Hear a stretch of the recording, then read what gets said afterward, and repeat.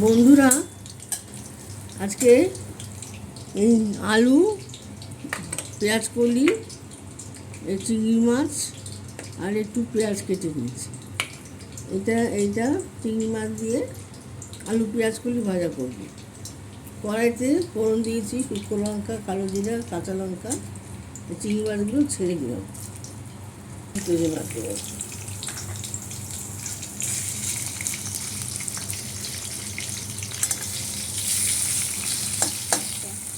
চিংড়ি মাছগুলো দিয়ে দিয়েছি। একটু তেলের মধ্যে ভাজাবো। পেঁয়াজ কুচিটাও দিয়ে দিলাম।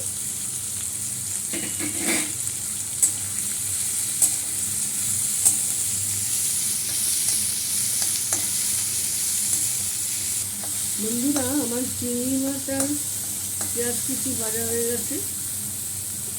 একটু টমেটো দিয়ে দিলাম,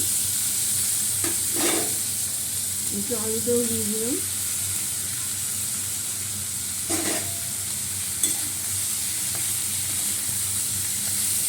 মাছের মধ্যে অনেক হলুদ দেওয়া ছিল, হলুদ আর নুন আপাতত দিচ্ছি না, লাগলে পরে দেবো।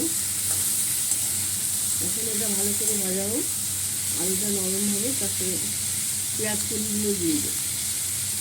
এইভাবে করে খাবেন, রুটি ভাত জ্বালিয়ে খাবেন, সবই চলে যাবে। আলু পেঁয়াজ কলি ভাজা চিংড়ি মাছ দিয়ে এটা একটা বিখ্যাত খাওয়া। শীতকালে প্রচুর পেঁয়াজ কলি পাওয়া যাচ্ছে, আর চিংড়ি মাছ তো যেখানে বলুন সেটাই যেন বলবে।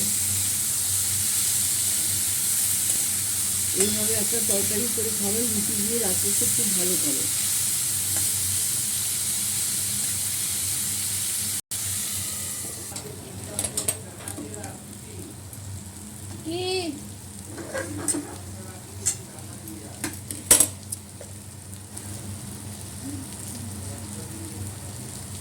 লঙ্কা গুঁড়ো দিয়ে দিয়েছি, এই হলুদ গুঁড়ো দিয়ে দিলাম।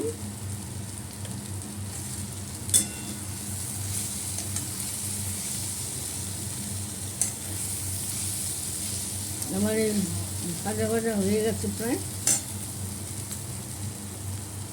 এটাকে কি বলে যাবে, পেঁয়াজ কলিগুলো দিয়ে দিলাম।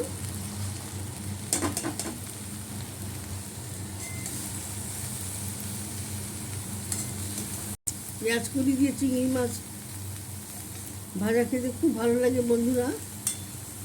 এইভাবে করে খাবেন, রুটি ভাত যার সাথে খান, খাওয়াটা জমে যাবে। নুন দেওয়া হয়েছে আগে, পরে দেবো, দেখবো দেখে নুন মিষ্টি পরে দেবো। ব্লগটা নিয়ে আবার আসছি। লাইক শেয়ার কমেন্টস করে দেবেন। এইভাবে কার ভালো লাগবে সে বলবেন, কমেন্টস করে দেবেন, শেয়ার করলে ফলো করে দেবেন, আর ইউটিউব থেকে করলে সাবস্ক্রাইব করে দেবেন। আর এইভাবে আলু পেঁয়াজ কলি চিংড়ি মাছ দিয়ে ভাজা করে খাবেন, অপূর্ব খেতে লাগে। অনবর চিংড়ি মাছ যেখানে পড়ে সেটাই ভালো। ঢাকা দিয়ে রাখো।